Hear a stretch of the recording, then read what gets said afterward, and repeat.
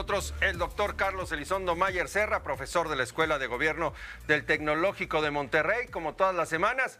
Carlos, ¿cómo te va? Qué gusto saludarte. Qué gusto estar contigo, Primitivo. ¿Cómo te va? Bien, muchas gracias.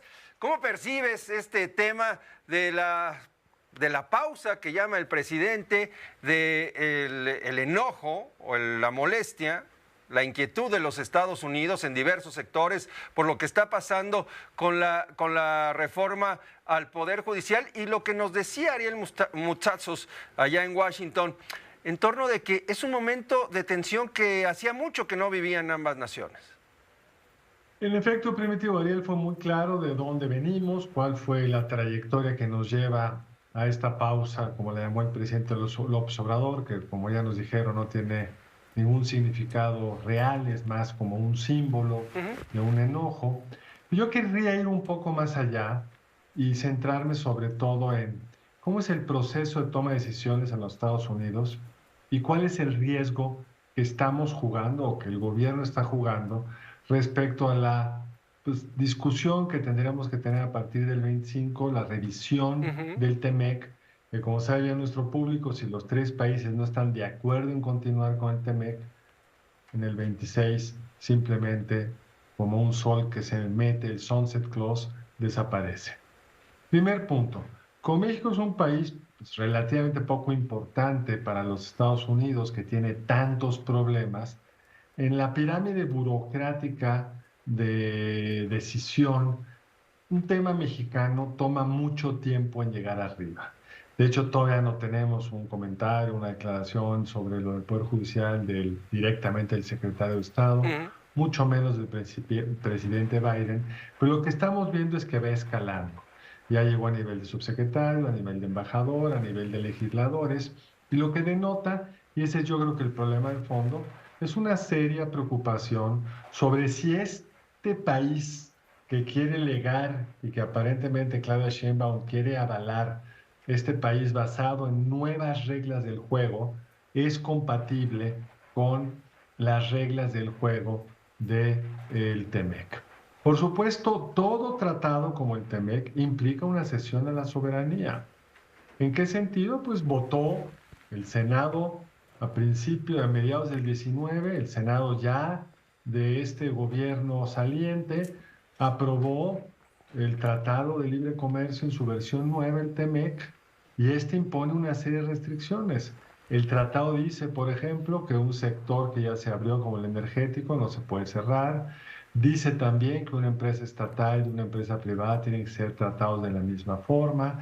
Dice que tiene que haber instituciones técnicamente autónomas que tomen las decisiones respecto a cómo se cumplen las leyes, porque estar en ese mercado con las reglas del juego del libre comercio requiere que cumplamos con una parte de lo mismo, que aquí se tomen las decisiones con base en reglas del juego y no con discrecionalidad.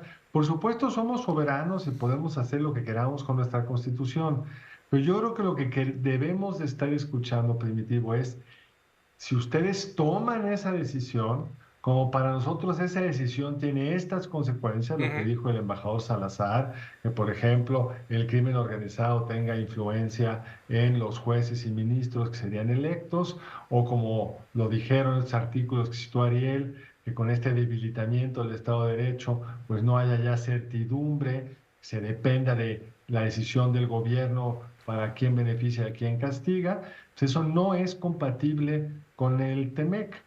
Yo creo que hasta ahora el gobierno había pensado, por la lentitud de reacción del gobierno de Estados Unidos, por la importancia táctica que hoy tiene la frontera norte para el presidente Biden, el control que México tiene sobre la frontera sur nuestra, que permite o no llegar a más o menos migrantes del Suchiate al Río Bravo.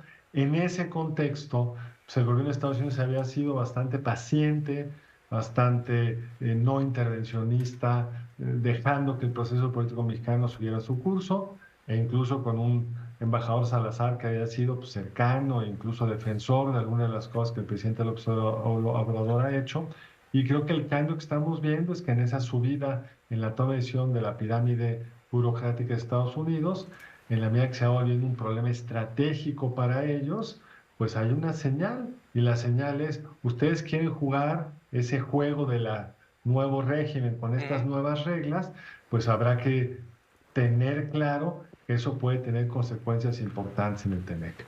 Por supuesto, no hay una amenaza, no necesariamente llevaría a una ruptura, pero sí estaríamos llegando a la revisión del TEMEC, pues con varios problemas acumulados.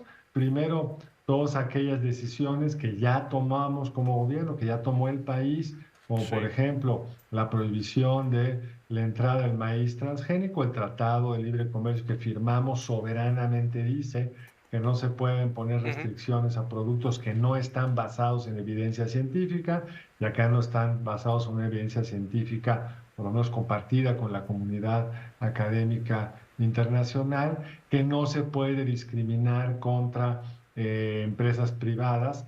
Uno de los problemas que tenemos en la agenda con el TEMEC es que a Pemex se le permite vender diésel que contamina con ciertos niveles de azufre, a los privados que importan no, hay una discriminación, y ese tipo de asuntos se le van a sumar, si se concreta, este nuevo marco constitucional que el presidente quiere legarle a Claudia Sheinbaum, y Claudia Sheinbaum ya dijo que quiere regalarle al presidente López Obrador, pues esto podría tener consecuencias serias en la relación comercial con los Estados Unidos. La gran ventaja, Primitivo, del TEMEC para México es que construyó un mundo de reglas en la relación México-Estados Unidos. Antes del TEMEC, los gobiernos de Estados Unidos tenían mucho más espacio discrecional para cerrar la entrada de un producto, poner un arancel, e incluso se tendían a contaminarse los temas. Si había un problema en seguridad, se podía trasladar alguna sanción en materia comercial. El TEMEC se construyó para ponerle reglas, que lo comercial se basara en reglas aquí y allá, y que no se contaminaran los asuntos.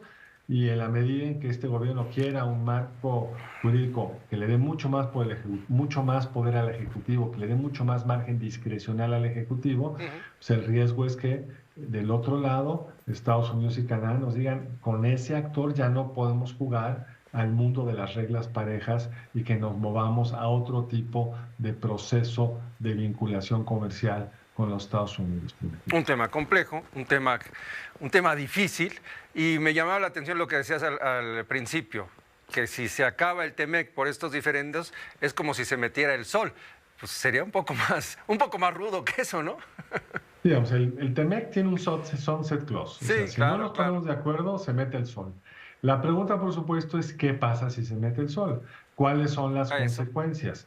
Nunca es el fin del mundo, porque la vida siempre es más complicada que el que una cosa te ancle todo, pero sí, lo vimos con las declaraciones del presidente López Obrador ayer, la incertidumbre que generaría no ser parte de esa comunidad, pues, llevaría a los mercados a una muchísima mayor volatilidad, y ciertamente una de las ventajas centrales que tenemos para poder aprovechar el nearshoring se vería erosionada. Se parece un poco Primitivo al Brexit.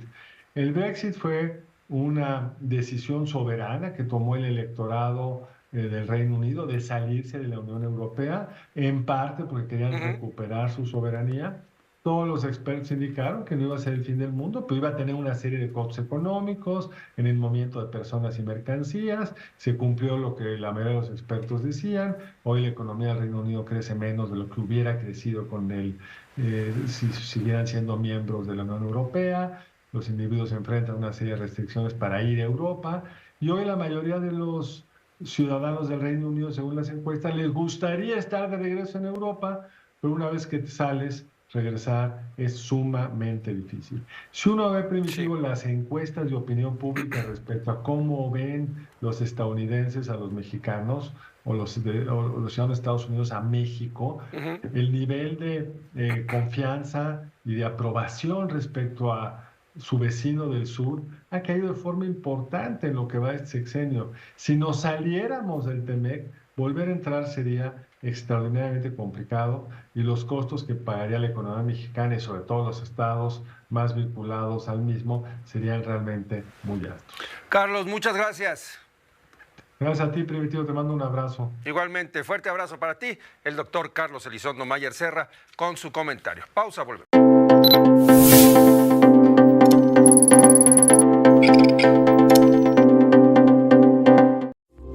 Esta fue una producción de Grupo Fórmula. Encuentra más contenido como este en radioformula.mx.